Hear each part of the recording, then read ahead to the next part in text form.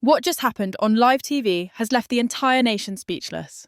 Keir Starmer, under the crushing weight of a 3 million strong petition and nationwide fury, has made a shocking announcement, one that could collapse Parliament, topple his leadership, and plunge Britain into full-blown political chaos. No one expected this, not the press, not his allies. And now the countdown to the most explosive moment in UK political history has begun. In one of the most extraordinary turns in modern British politics, Keir Starmer has shaken the nation to its core. After weeks of building tension, growing protests, and a petition signed by over 3 million furious citizens demanding immediate elections, the Prime Minister finally addressed the nation. But instead of stepping aside, apologising, or even acknowledging defeat, Starmer stood defiant. On live national television, with the eyes of the country fixed on his weary face, he declared that he would not resign unless Parliament itself forced him to go. What followed was political chaos. Gasps echoed through the halls of Westminster. Across social media, anger erupted like wildfire. Hashtags like #Resigne now and her general election immediately began trending. For many, this wasn't just a speech. It was a declaration of war on the will of the people.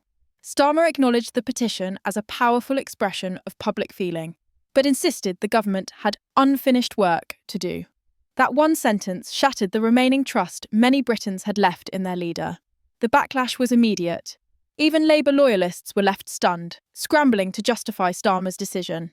The opposition erupted with fury, accusing him of clinging to power while public trust collapsed all around him.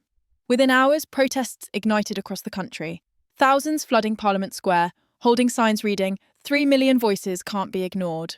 The political fallout inside Westminster has been just as fierce. MPs who once stood behind Starmer have begun whispering in corridors and conspiring in private rooms. Reports suggest that a group of senior Labour figures are already drafting letters of no confidence.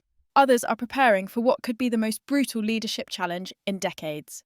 "He's finished," said one anonymous MP. "We can't win the next election with him in charge." The rebellion has grown beyond party lines. Even members of the Conservative Party, Liberal Democrats, and SNP have publicly voiced their disgust.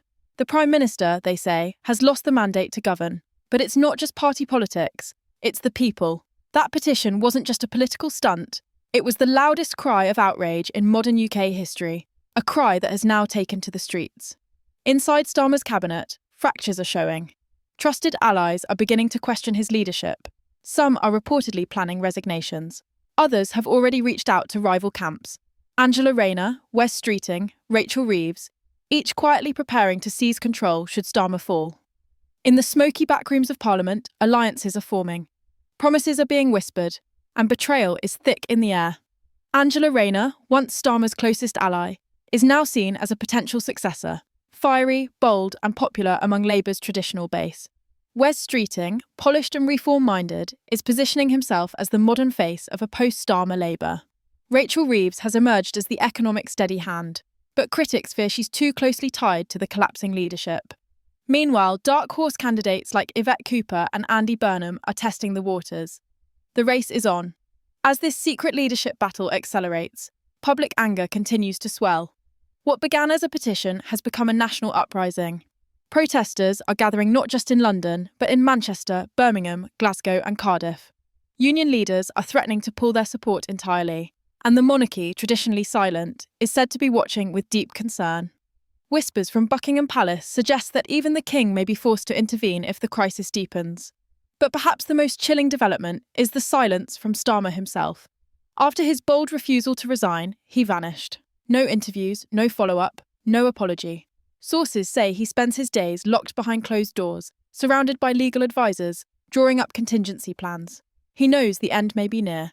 He feels the walls closing in. His inner circle is shrinking, his enemies are multiplying, and his options are running out. Inside Parliament, the petition is now scheduled for formal debate. MPs will soon face the most difficult decision of their careers: back the Prime Minister and defy the public, or risk toppling the government to answer the people's call.